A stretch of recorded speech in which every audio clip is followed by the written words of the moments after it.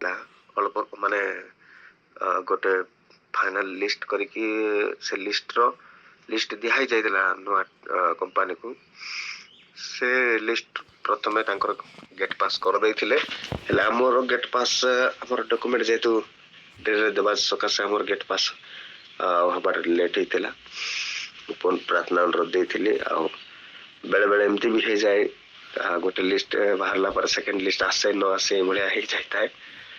କିନ୍ତୁ ପ୍ରଭୁ ଦୟା କଲେ, ଆପଣମାନେ ମଧ୍ୟ ମୋ ପାଇଁ ପ୍ରାର୍ଥନା କଲେ। ଆଉ ଅଳ୍ପ ଗୋଟେ 2 ଦିନରେ ଆଉ ଆମର ବି ଗେଟ୍ ପାସ୍ ମିଳିଗଲା। ଆଉ ବର୍ତ୍ତମାନ ମୁଁ ପହର ଦିନ ଠାରୁ ମୁଁ ମଧ୍ୟ ଡ୍ୟୁଟି ଯାଉଛି। ସେଥିପାଇଁ ପ୍ରଭୁଙ୍କୁ ଧନ୍ୟବାଦ ଦେଉଛି। ଆଉ ଭାବରେ ପ୍ରାର୍ଥନା କରୁଥାନ୍ତୁ, ତା ସଙ୍ଗେ ସଙ୍ଗେ ପ୍ରିୟା ପାଇଁ ମୋତେ ପ୍ରାର୍ଥନା କରୁଛନ୍ତି। ଆଉ ତାର ଯେପରି ସେ ଆଉ ପ୍ରଭୁ ଅନୁଗ୍ରହ କରନ୍ତୁ, ସାହାଯ୍ୟ କରନ୍ତୁ। ଯେପରି ସେ ପ୍ରେଗନେନ୍ସି ଯେଉଁ ଅଛି ଆଉ ଠିକ୍ ଭାବରେ ଛୁଆ ଯେପରି ବଢ଼ିପାରିବ, ସବୁ ବିଷୟ ଉତ୍ତମ ହେଇପାରିବ।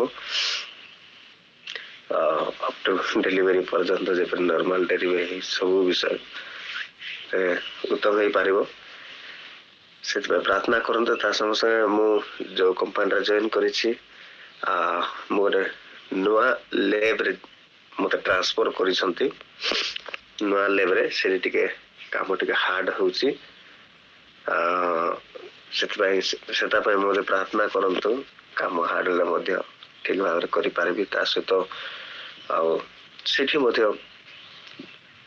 ଆଉ ସାକ୍ଷ୍ୟମୟ ଜୀବନ କାଟି ପାରିବି, ସେଥିପାଇଁ ପ୍ରାର୍ଥନା କରିବି।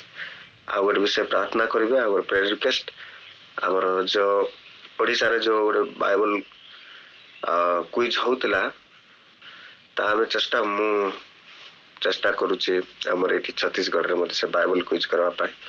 ଆମର ଏଠି ଯେଉଁ ପାଷ୍ଟର ଆଜ୍ଞା ଅଛନ୍ତି ତାଙ୍କ ସହିତ କଥା ହେଇଛୁ। ଏଠି ଗୋଟେ ବାଇବଲ କୁଇଜ୍ ମାନେ ପ୍ରତିବର୍ଷ ଯେଉଁ ହୁଏ, ଆମର ୟୁନିୟନ ଚର୍ଚ୍ଚରେ ବି ହେଉଛି ସେଇଟା।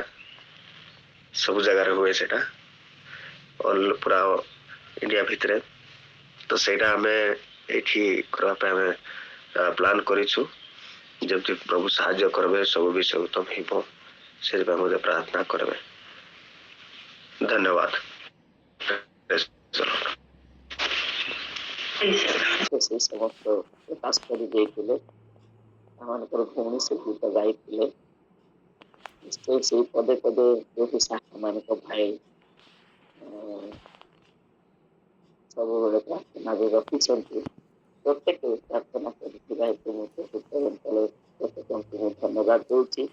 ଆପଣଙ୍କର ଅନୁଗ୍ରହ ପାଇଥିବା ହେତୁ, ପ୍ରଭୁ ପ୍ରାର୍ଥନାର ଉତ୍ତର ଦେଇଥିବା ହେତୁ ପ୍ରଭୁଙ୍କ ନିକଟରେ ଧନ୍ୟବାଦ ନାମ ତାଙ୍କର ସବୁ ବିଷୟରେ ଆଉ ସବୁ କାର୍ଯ୍ୟ ଭିତରେ ମଧ୍ୟ ପ୍ରଭୁ ସାହାଯ୍ୟ କରନ୍ତୁ। ଆମ ବୋହୁ ନାତୁଣୀ